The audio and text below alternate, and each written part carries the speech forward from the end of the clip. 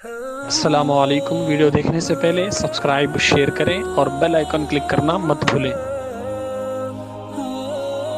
ہے تراوی اور تسابی سے مزین خوب تر، سحر و افطاری کی برکت پا رہا ہے ہر بشر، دولت تقوی سے سب کا ہو گیا تازہ ایمان، بولے خوش ہو کر رضوان مرحبا ماہ السلام علیکم یا رسول اللہ، والصلاة والسلام علیکم یا حبیب اللہ صلی اللہ تعالیٰ علیہ وسلم۔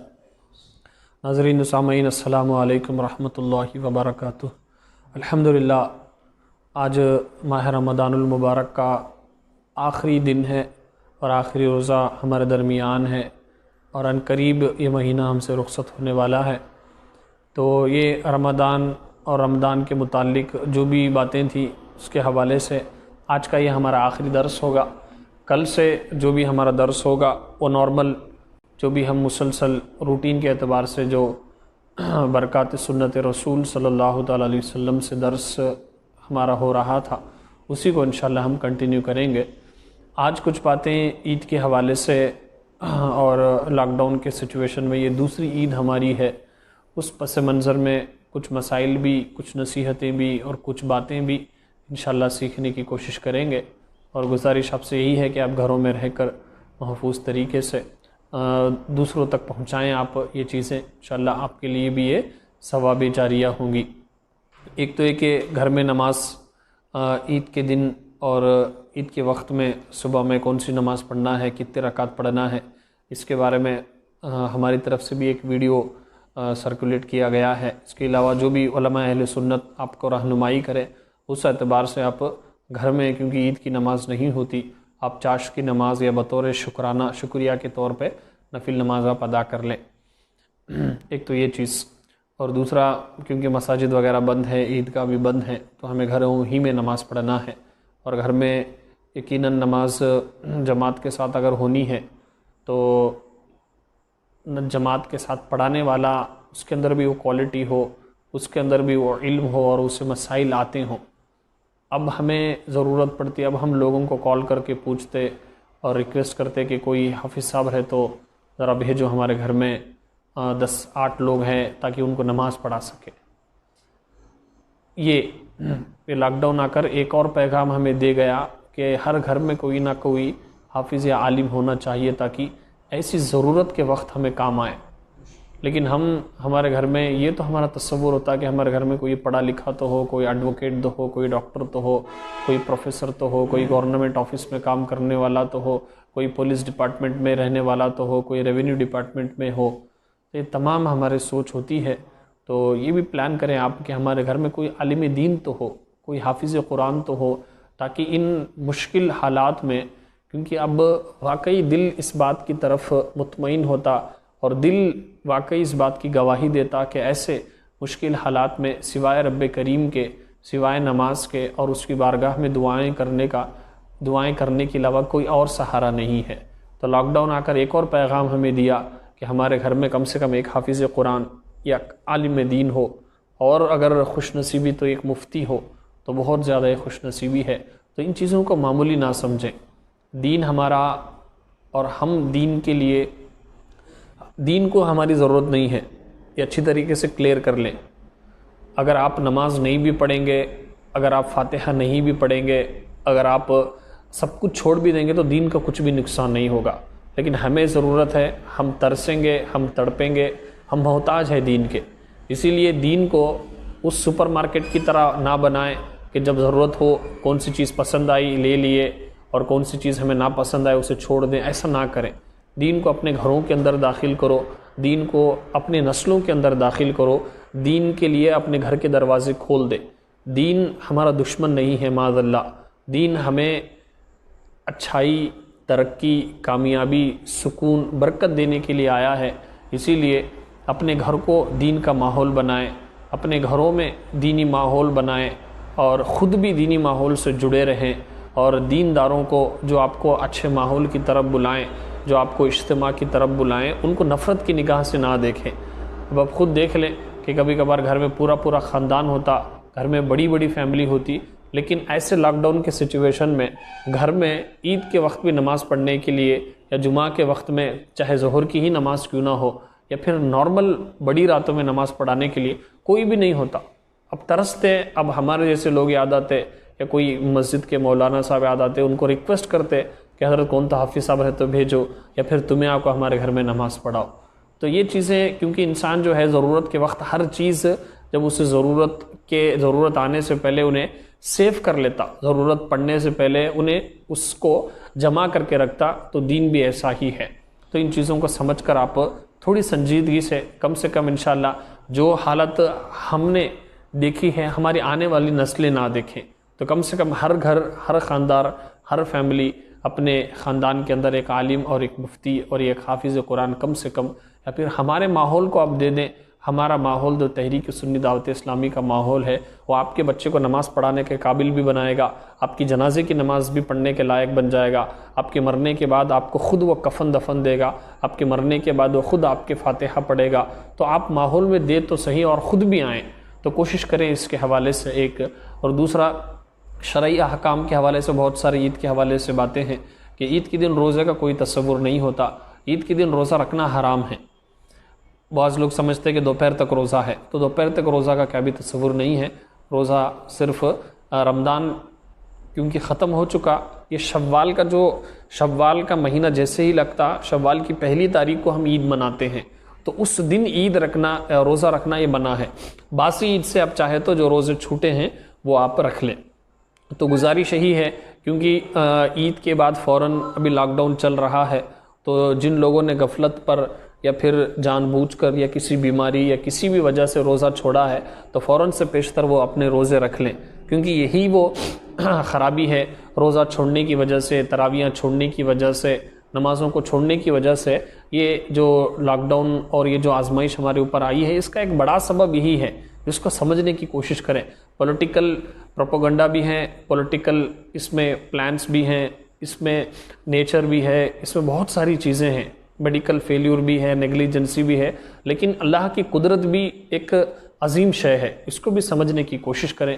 اب ہمارے یہاں عید کی نماز پڑھنے کا تو اتنا شوق ہے، فون کر کو، کال کر کو، ریکویسٹ کر کو، حضرت عید کی نماز کا انتظام ہے کیا، کہاں پڑھنا؟ بھائی جو عید کی نماز پڑھ رہے ہیں آپ، وہ واجب ہے، اس سے بھی زیادہ تاکید جو فرض نماز ہے، جو روزانہ 5 ٹائم ہمارے اوپر فرض ہے، اس کے بارے میں کتنی پلاننگ ہے، اس کے بارے میں کتنی سوچ ہے، کیوں اس میں ثواب نہیں ملتا؟ پھر وہی بات، کیونکہ فارمیلٹی ایک، سب لوگ جمع ہوتے، عید کے دن نئے کپڑے پہننا، جانا، وہاں ملاقات کرنا، اب بولنا تاکہ لوگ میری کپڑوں کی تعریف کریں، وہ جو ایک شوق، وہ جو ایک انویرونمنٹ تھا، ایک طبیعت، ایک سائیکولوجی تھی، جس کی وجہ سے عید کی نماز کا شوق ہے۔ ورنہ ثواب ہی اگر مقصود ہوتا تو جو ثواب تم نے عید کی نماز میں ملتی، وہی ثواب تم نے 5 وقت کی نماز میں اور فجر کی نماز میں بھی پورا سال اور ہر دن ملتا۔ لیکن شوق کہاں ہے؟ تو یہ اپنی طبیعت کے اندر جو ہم غلط فہمی میں ہے اور ہم جو غفلت میں ہے، اس سے باہر نکلیں اور ریالٹی کو سمجھیں، مقصد کیا ہے آپ کا۔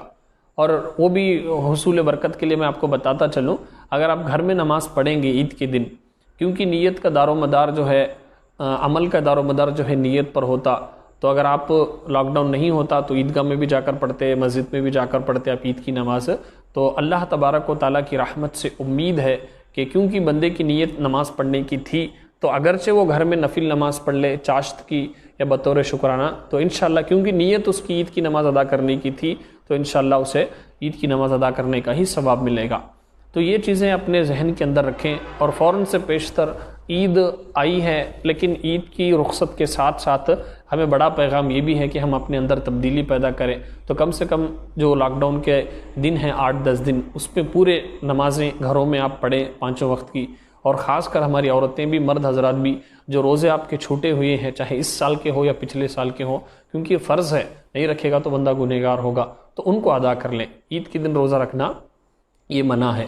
اس کے علاوہ عید کی خوشیاں وغیرہ کے حوالے سے آپ اپنے رشتہ داروں سے ملیں، ملنے کا مطلب قریب ہے، ایک ہی گھر میں ہے، آزو بازو ہے، پڑوسی، تو آپ ملیں۔ ورنہ کیونکہ لاک ڈاؤن کی سچویشن کی وجہ سے باہر جانا منع ہے، تو آپ کال کر کے بات کریں۔ آج ٹیکنالوجی کے ذریعے سے مطلب جن سے دشمنیاں ہیں، جن سے نفرتیں ہیں، تو خاص کر ان کو ختم کر کے ایک قدم آگے بڑھ کے معافی مانگے. کچھ بھی نہیں بگڑتا اس میں، اگرچہ آپ بالکل پرفیکٹ ہے، آپ کی کیا بھی غلطی نہیں، آپ کی کیا بھی خطا نہیں، پوری خطا غلطی سامنے والے کی ہے، لیکن ایک دو جملے السلام علیکم کیسے ہیں، خیریت سے ہیں، عید کی بہت بہت مبارکباد آپ کو، ایک 4 جملے بولنے سے آپ کی کیا بھی عزت نہیں جاتی، لیکن آخرت کا بہت بڑا ذخیرہ جو ہے آپ کے نامہ اعمال میں آ جاتا. خود میرے آقا علیہ السلام کی یہ عظیم سنت رہی ہے. آقا علیہ السلام فرماتے ہیں جو معاف کرے اگر اس کی عزت گئی تو وہ میرے سے لے لے. تو یہ معافی مانگیں معافی مانگیں، لوگوں کو معاف بھی کریں. خود آپ کی غلطی اگر محسوس ہو تو کریں آپ، اور سامنے والے کی غلطی ہے تو معاف کر دیں، ایک 2 جملے بات کریں. ہاں یہ بھی ہے کہ کیونکہ ایسے لوگ کچھ فتنے باز لوگ ہوتے ہیں، ان سے زیادہ اگر آپ پھر ملیں گے، زیادہ ان سے تعلقات رکھیں گے تو پھر نئے لڑائی جھگڑے ہوں گے، تو اتنا زیادہ کلوز ہونے کی بھی ضرورت نہیں ہے. جو ہے خیر خیریت پوچھیں، اس کے بعد اگر کوئی ضرورت ہے تو ان کو ہیلپ کریں، بس چھوڑ دیں. ایک تو یہ چیز. اس کے علاوہ آپ خود جیسے عید کے حوالے سے جتنی بھی چیزیں ہیں، صدقہ فطر کے حوالے سے اب خیال کریں اور یہ غریبوں تک ہی پہنچائیں آپ، اور اس میں اپنے رشتہ داروں کو آپ پہلے پریفر کریں، ان تک یہ چیزیں آپ پہنچائیں. اور اس کے علاوہ نمازوں کے حوالے سے جیسے میں نے آپ کو بتایا، نماز کی پابندی وغیرہ کر لیں. اور خود جو ہے یہ لاک ڈاؤن کا سچویشن ایک بہت بڑا ہمارے لیے عبرت ہے، اور وہ ماہ رمضان ہمارے سے عنقریب رخصت ہونے والا ہے کہ جس میں ایک نیکی 70 نیکیوں کے برابر ہوگی تھی. اور وہی ماہ رمضان کہ جس میں روزانہ ہم تراویح کی نماز سے برکتیں حاصل کرتے تھے. اب وہ تراویح کی نماز میں پڑھنا چاہوں بھی تو بھی میرے اوپر وہ سنت نہیں ہے. وہی یہ مہینہ بابرکت مہینہ تھا کہ جس میں افطار کے وقت روزانہ 1 لاکھ لوگوں کو اللہ جہنم سے آزاد کرتا تھا. یہی وہ بابرکت مہینہ تھا کہ جس میں طاق راتیں تھیں جو 1 رات 1000 مہینوں سے افضل تھی. یہی وہ بابرکت مہینہ تھا کہ جس میں روزے جیسی عظیم عبادت تھی، جس عبادت کے بارے میں فرمایا گیا تھا کہ روزہ جو ہے اللہ تبارک و تعالیٰ ہی اس کا بدلہ ہے، اور روزے دار کی منہ کی بو جو ہے اللہ کو خشک و عنبر سے بھی زیادہ محبوب و پسند ہے. تو یہ تمام برکتوں سے اب ہم محروم ہو جائیں گے.